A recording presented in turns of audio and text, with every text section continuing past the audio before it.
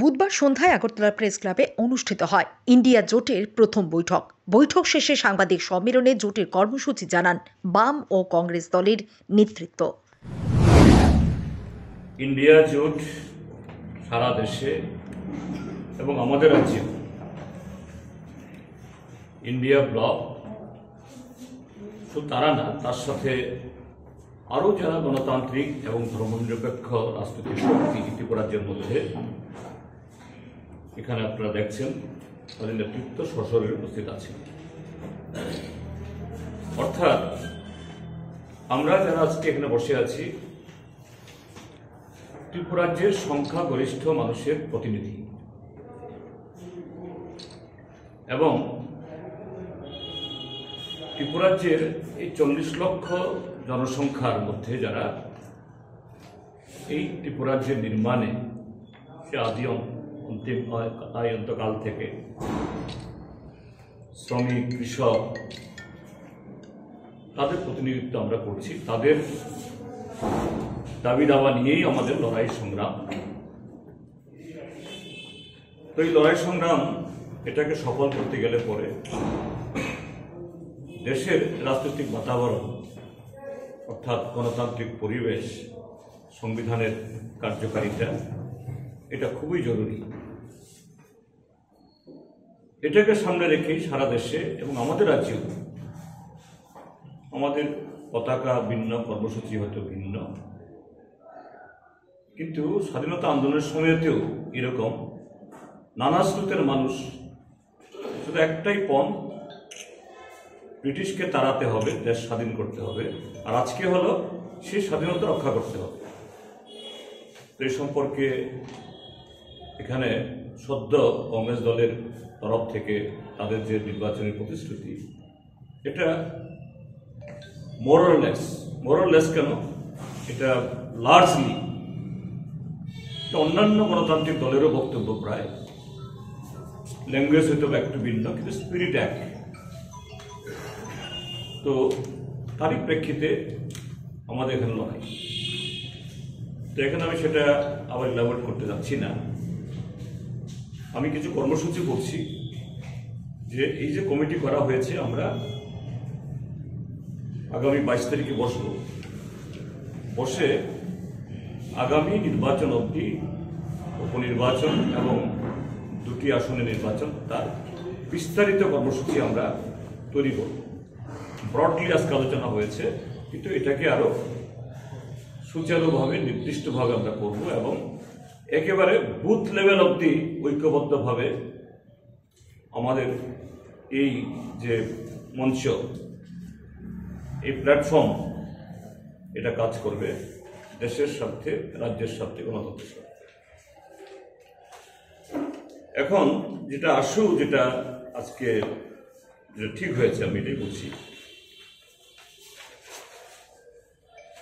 আগামী 22 তারিখে 7 রামনগর বিধানসভা কেন্দ্রের যে উপনির্বাচন হচ্ছে, তার নমিনেশন দাখিল করা হবে রামনগর দুর্গাচমনি জমায়েত হবে সকাল 11টায়। সেখান থেকে মিছিল করে আমরা ডিএম অফিসে, রিটার্নিং অফিসের কাছে আমরা যাব। এসডিএম সমস্ত রাজনৈতিক দল আমরা উপস্থিত থাকবো এবং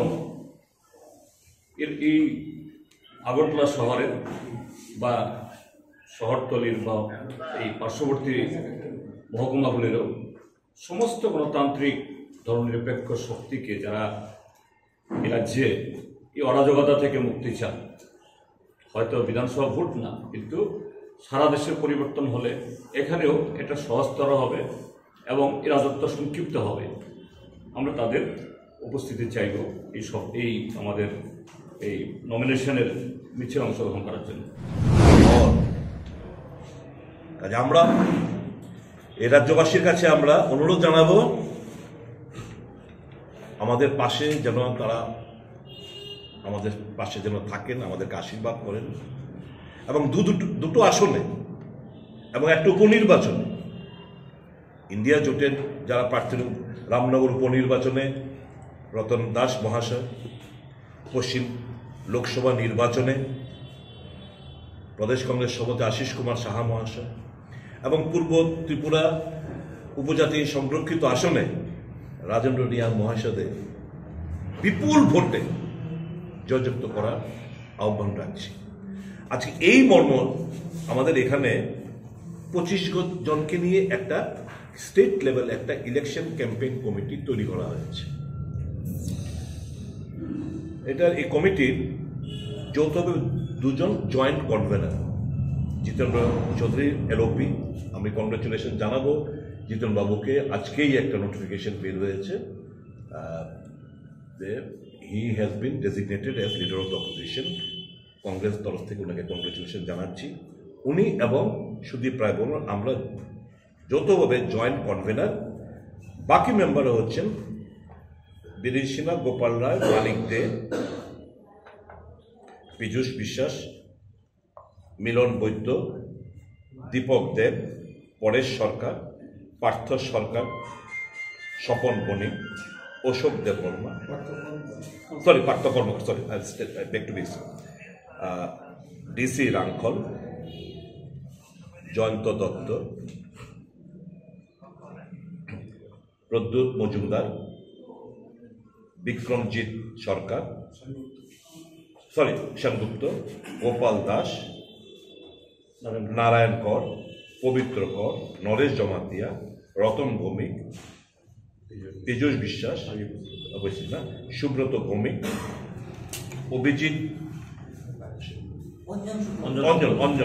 অঞ্জন শুক্লদাস, শুক্লবৈদ্য এবং প্রবীণ সিংহ, শব্দকুমার জমাতি। এই 25 জনকে নিয়ে আমাদের স্টেট লেভেল একটা কমিটি তৈরি হয়েছে, নির্বাচনী প্রচার কমিটি। আমাদের জেলা ভিত্তিক এবং অ্যাসেম্বলি ভিত্তিক আমাদের অনুরূপ কমিটি হবে। আমরা সর্বশক্তি নিয়ে এই ফ্যাসিবাদী সরকারের বিরুদ্ধে আমরা নামব। ত্রিপুরার জনগণের কাছে বিনম্র অনুরোধ, please apply your judicious mind. আপনারা সঠিক বিবেচনা করবেন, বিচার করবেন। দেশের অবস্থা এবং রাজ্যের যে পরিস্থিতি, ভয়াবহ পরিস্থিতি, সেটা বিচার করবেন। আপনারা গরিব হতে পারেন, খেটে খাওয়া শ্রমজীবী মানুষ হতে পারেন, কৃষক হতে পারেন, কাজের কোনো আপনারা গরিব হলেই যে আপনাদের বিচার বিবেচনা করার ক্ষমতা থাকে না সেটা নয়। এবং আনফর্চুনেটলি ভারতীয় জনতা পার্টির তরফ থেকে যে 2 জনকেই প্রার্থী করা হলো, একজন তো জন্ম ত্রিপুরায় হয়নি, জন্ম হয়েছে শিলং, স্কুলিং শিলং, তারপর বিবাহ সূত্রে ছত্তিশগড়ে পার্মানেন্ট রেসিডেন্ট।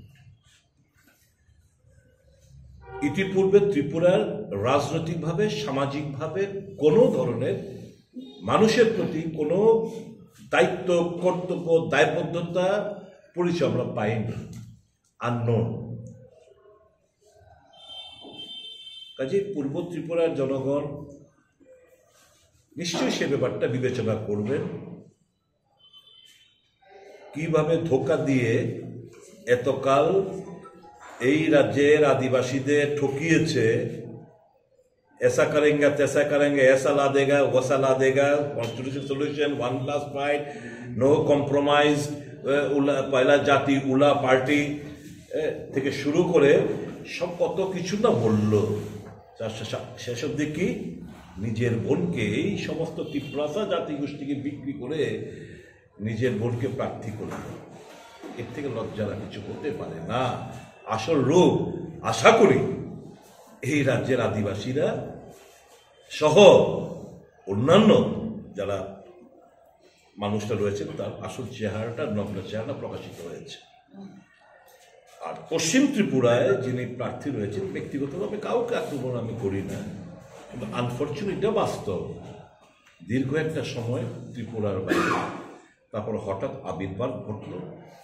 4 বছর, প্রায় 4 বছর মুখ্যমন্ত্রী ছিলেন।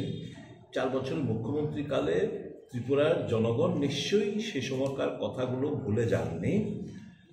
আবার এসছেন আমাদেরকে এন্টারটেইন করার জন্য, এবং আশার করেই নতুনভাবে ত্রিপুরার যে মানুষ এন্টারটেইন হচ্ছে এটা আমরা জানি। কিন্তু এটা দিয়ে তো আমাদের রাজ্যের উন্নয়নকে ত্বরান্বিত করা যাবে না। এটা দিয়ে তো it will not সাফাইস public demand.